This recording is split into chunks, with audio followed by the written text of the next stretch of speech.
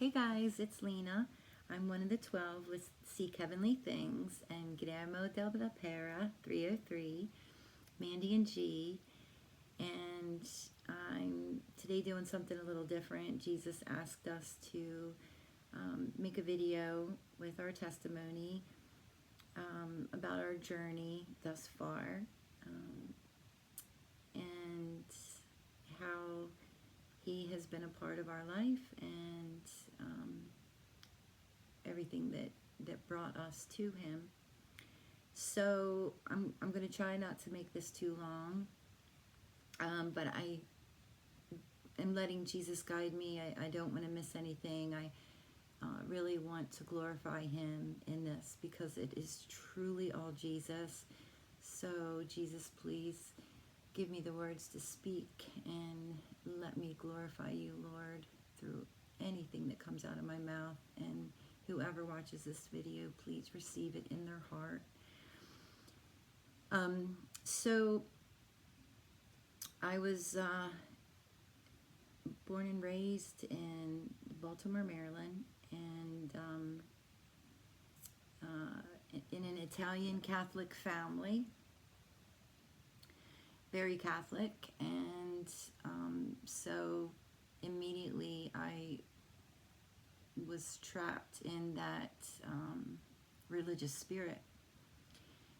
And many of you know, if you're Catholic, you know, confession, going into the closet to speak to a strange man, just to tell him how bad you are. And that's just how I grew up. And I grew up, you know, non-stop repenting, and, you know, everything that was wrong, and all of it was fear. All of it was fear. So I knew Jesus my whole life, but I didn't know Him. I did not know Him. I did not know. I thought I did because I read the Bible, and, you know, I went all through Sunday school, and, you know, as I grew up and I had kids, I did the same thing. I put them in Catholic school, and our daughter.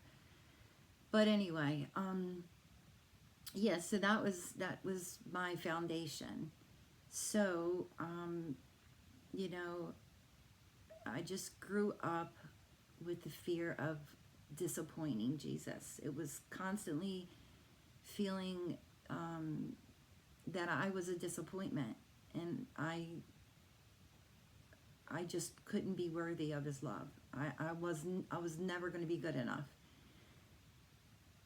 which is true, and I know that now. We're not good enough. We're never going to be good enough. Never.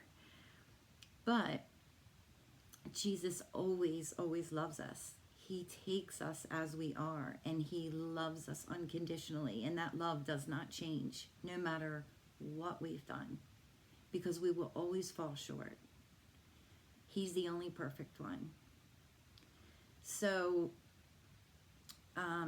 anyway, grew up, got married Catholic, you know, had the kids, and life went on, and I married my high school sweetheart, madly in love, and I knew he was my soulmate. And as time moved on, life got busy, and then I could start with my mom and my dad. They had cancer back to back, and I lost both of them within a matter of 6 months. And I kept them in my home, and they died in my living room on hospice. And as hard as it was, Jesus, He was always there. He held my hand the whole time, and I wouldn't change any of that at all for the world. I would do it all again with my mom and my dad, because it was the most beautiful experience. and they got to share with me what they saw as they were leaving, as they were in the spirit. They got to share everything. So that started opening my eyes more, because they were telling me things that was not in the Bible, but Jesus was showing them. He was giving them a preview of what was in heaven, what they were coming over to.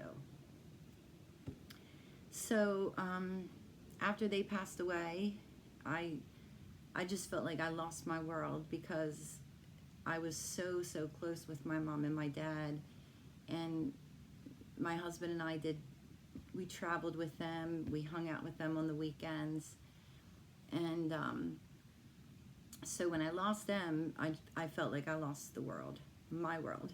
And it wasn't long after that my oldest sister passed away, and that was 3 losses, very hard. And then after that, we had to put down my 2 dogs, Max, and then a year later, Maisie, and they were 15 and 16 years old. So it was just loss. And, you know, through all of this, my family got sick. We fell apart, and we broke. And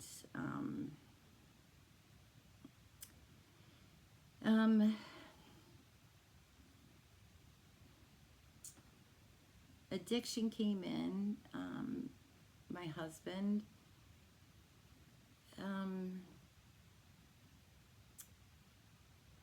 he had the weight of the world on his shoulders. We both did. And he just got very sick. And being, you know, in the healthcare field, I believed that I could fix him. And I tried. I tried for years. And I called out to Jesus, and I cried to Jesus. But I still had a hold of the reins. I did not surrender any of this to him. And my family was suffering, and we were all getting sicker and sicker. Depression, demonic attack after demonic attacks. Literally, Satan came in and just ripped my family apart. And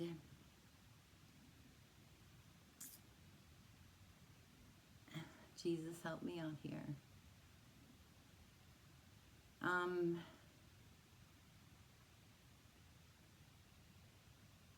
One night I was asleep in bed,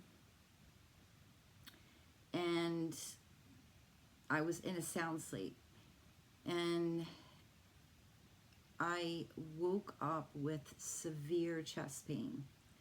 I thought I was having a heart attack. And at the time, my husband, he was at a hotel, and I sat up and I called out to Jesus. I cried, help me, please, Jesus. I feel like I'm having a heart attack. Help me, please, Jesus. And I just kept crying out to him. And within a matter of seconds, there was this flash of light, and I heard an audible voice, and it was the Father. And he said to me, my child, every time my son, meaning my husband, calls out to Jesus, you are in there pulling him out. You don't let him even get out his name. You are interfering. He's my son, not yours. And he told me I had to surrender him. I had to let him go. Because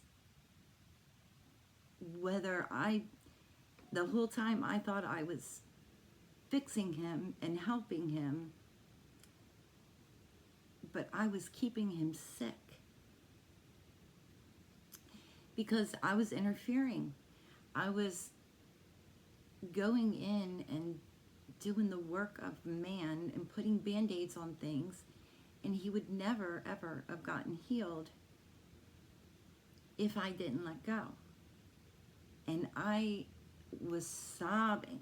I could feel God so heavy on me, and I was sobbing, and then I was crying out in tears, saying, I'm so sorry, I will let go. I didn't realize it. And he was so loving. And then I felt Jesus.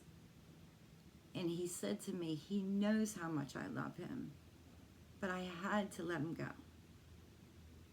And I promised him, I with all of my heart, I told him I would let him go. And he told me he would heal him. And it was maybe even a minute later, it felt like a warm blanket that just came out of the dryer, wrapped around me. And it was a hug. I could feel him hugging me, but it was a warm blanket. It felt like a warm blanket right out of the dryer. And that day I let him go. And my husband came to the house in the morning. Oh, and the chest pain, it went away. God was just waking me up out of a sleep and shaking me. Because my husband was very, very sick. And I was very, very sick. I was so broken. We both were. And I couldn't heal if I was too busy trying to heal other people and not calling on Jesus myself. So my husband came to the house in the morning, and he said that he wanted a ride to go into rehab. And sorry. He said, I'm going to be a prince. I'm going to be your prince, and I'm going to come on a white horse, and I'm going to save this family. And I told him what had happened the night before. And he said he saw a white flash of light. And we talked about it a little bit. And then I felt Jesus come over me and speak through me to my husband, telling him that he was going to be with him the whole time, and he was never going to leave him, and he was healed. And my husband just cried. And from day one that I felt and heard Jesus and knew with all my heart, he is alive, he is with us, he speaks to every one of us. My husband believed me. Immediately, he heard Jesus when I spoke. And he was one of very few, to share these kind of supernatural things that we all encounter. Yeah, most people call you crazy, but I didn't care because I knew. And once I knew, I just kept giving it all to him. All of it. I just laid it down. And I did not know anything about being saved because I was Catholic. I mean, I thought my whole life I was going to go to hell. I did not even know there was a rapture, not until my late 20s. Um, but anyway, um, I just felt the joy of the Holy Spirit that morning. I had the Holy Spirit high. I, even as sick as we were losing everything financial. And, you know, we were the proud family. You know, we had all the parties, we had all the toys. None of that mattered. That morning, I didn't care if it all went, because the most important thing to me, once I felt that love and once I felt that acceptance and how much he truly loved me and he would never leave me, I would give up everything. I had no fear. And I was a worrier. I worried all the time. But after that, I just kept giving it and giving it. And I was purging and doing the wineskin process and things like that without even knowing it. And that's when I was saved. That's when I was saved. Not until late in life. This was in 2019, 20, right before the world shut down. And then that happened. And I was seeking Jesus. I was digging in the Bible. I wanted the truth. I wanted to know the truth. And I'm reading the Bible and I'm trying to understand it. I'm asking Jesus for the truth and to understand it, because there was so much in the Bible that I couldn't understand, and I was looking up every word and looking everything up in Strong's and trying to put this huge, never-ending puzzle together. And Jesus, he just kept leading me and guiding me. And I did not know Mandy and G yet at Seek Heavenly Things. It was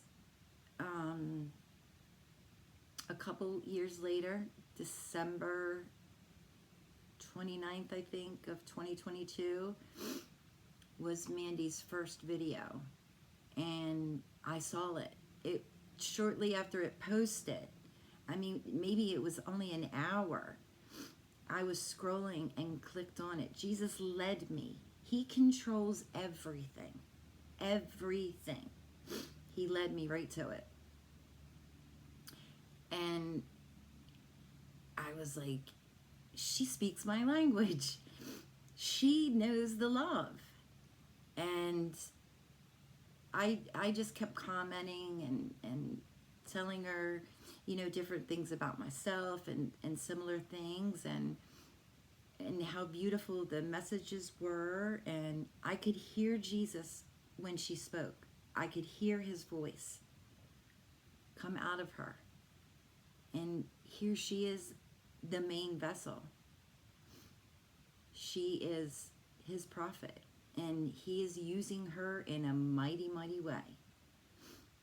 And G, and Cassie, Denise, Erica, Meg, everybody, even all of you, whether you realize it yet or not, he is controlling everything you do, and he is using you. And the more you seek him, and the more you just humble yourself and call out to him with a loving heart, ask for the truth, you'll hear him, you'll see him, you'll feel him. And it's that simple to be saved. And some people, when they're saved, some people feel that heavenly high, the Holy Spirit high. And I did feel that. And I don't know the reason why, but maybe Jesus knew at that moment I needed it, because I was ready to break in a million pieces. And I know many of you out there feel that way, and you're struggling. And if you just call on him, he'll take that from you and he will carry you. And I'll never ever forget that day. It was the most beautiful day. I sang to him all day. I worshiped all day. Pretty much that whole week. I felt that way that whole week. But that love, as soon as I think about it, I can feel it. And it's such a special gift because it stays there forever. And the reason why is because he took that heart of stone inside of me and he gave me his heart of flesh. And that's how you can feel him and hear him and see him. And he then started showing me who he was, who his true character was. Not what the Catholic priest told me or the nuns told me. No.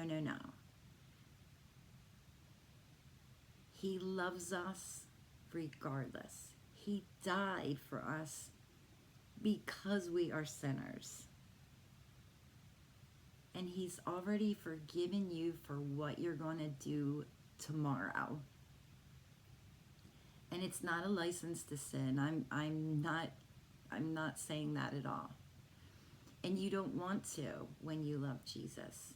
And if you do fall, you just talk to him about it. Like a loving father, the most loving father, the most forgiving, the most merciful. And he knows your heart. He knows your heart. He made your heart. He formed your heart. And he knew everything from the beginning of your life to the end until we meet him. So that is pretty much, a little bit more. He just reminded me. So I had this hope and this love, and I was able to then give that to my husband. And that's what he needed. That's what he needed. Just to stand there and just love him. And my children, I could give them that love and tell them, about, hey, everything that the Catholic people taught us. You need to learn who the real Jesus is. I want you to see who he is. Just call on him and ask for the truth. Ask him to show you, and he will. And they did. And sadly, it wasn't long after that, my husband passed away unexpectedly. December 21st, 2022. And that was hard, very unexpected. And that really broke me, because that feeling of the most important things in my life, I felt were taken away. My mom, my dad, my sister, my husband, my nephew right after. Just so much loss. So much loss. And I cried out to Jesus because I just felt so alone in this huge world. So alone in this huge world. And depression snuck back in. And I just cried out to Jesus, and I just kept calling on him and calling on him. And he was there. And sometimes he's quiet. But you have to keep calling, because that's your faith. And that pleases him. That pleases him. And that shows your heart posture. You know, we're so quick to say, oh, they're not responding. And we give up. Everything's so fast-paced now. But Jesus wants a relationship with us. He wants a very close, intimate relationship with us, because he truly wants us to know who he is. And through the course of all this loss and tragedy, I've gotten to know the greatest man, the greatest God, the greatest Father, provider, teacher, love, everything. He's everything. And his character. And he's funny. He's so funny. And he wants all of his children to know that's who he is. He's not a God that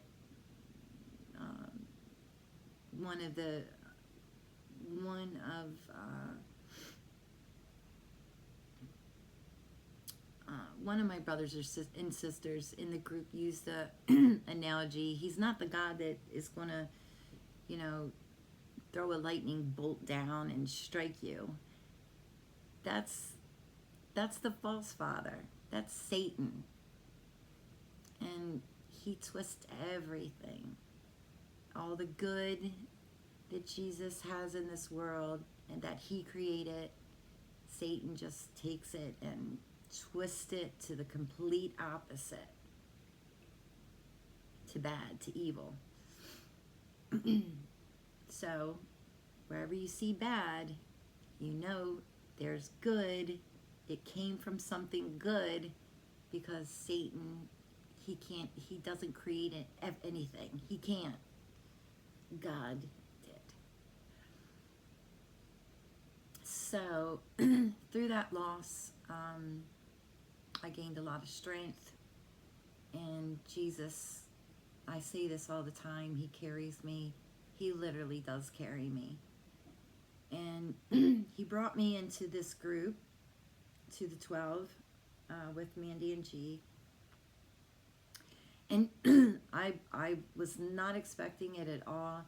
I had been texting Mandy, but hundreds, thousands of people text her.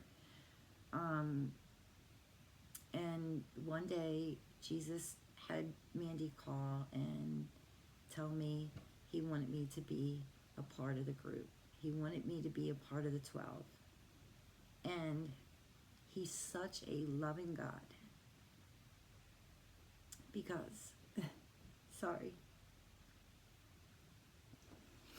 at the time that he had called me into the group, it was shortly after I lost my husband. And I was so broken, you guys. The sadness was so big. There's just no word to describe it. And I literally was just in the dark, walking around in a circle, because I didn't know which way to go. I didn't know where to start. And at that time, everything was taken. the house, the car, everything. And I didn't care about that at the time because I knew Jesus was coming. I knew he was coming, and I knew time was moving real quick and we weren't going to be here much longer. But at that time, in that type of darkness and sadness, one day felt like a year. And Jesus, he after he brought me into the group, he let me know that I was a part of the 12, and he had called me in early. See, I wasn't going to be called in until later, but he's just that loving, and he wanted me to have brothers and sisters like-minded that knew him, and that I would be there, and I would receive the love just like Jesus gives, because that's what every single one of them in the group give. They have the love of Jesus. And I'm so blessed. This journey has been so beautiful. I'm so grateful. And I would not change a thing. I wouldn't change a thing. Because Jesus, he's perfect. Even though that's all that sad stuff, good stuff comes out of that. And it's all for his glory. And we're going to see that real soon. And you guys, if you're feeling lost, feeling broken, I'm telling you, you just have to call out. He's there. He's been with us before he even created us, up until eternity. He is with us all the time. And there is nothing at all bad or angered, or he's just love. He's happy. He's full of mercy and grace and love. And when I say love, it's so hard. I don't know, that the word love isn't even a good enough adjective to describe him, because his character is so much bigger than that.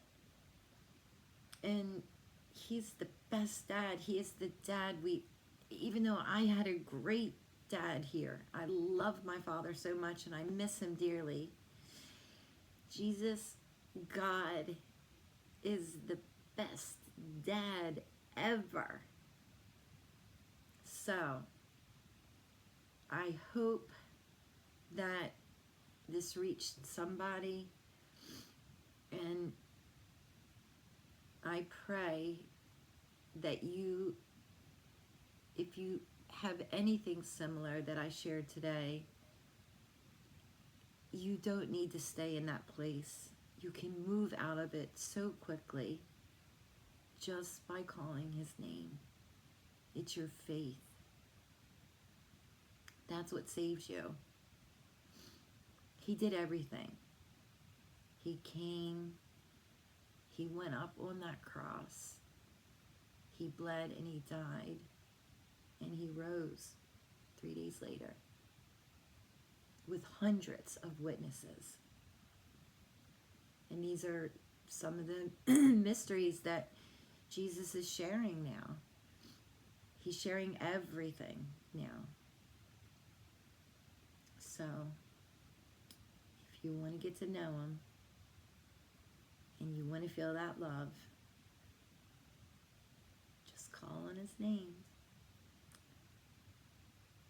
and he will be there.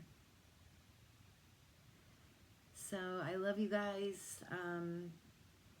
I know this was a little different video, but all for Jesus and for you guys too, because hopefully this will help at least one of you. And I love you so much, and I will be back with more of Jesus's words, teachings, and mysteries. Happy Valentine's Day, guys. Have a good day. Love you.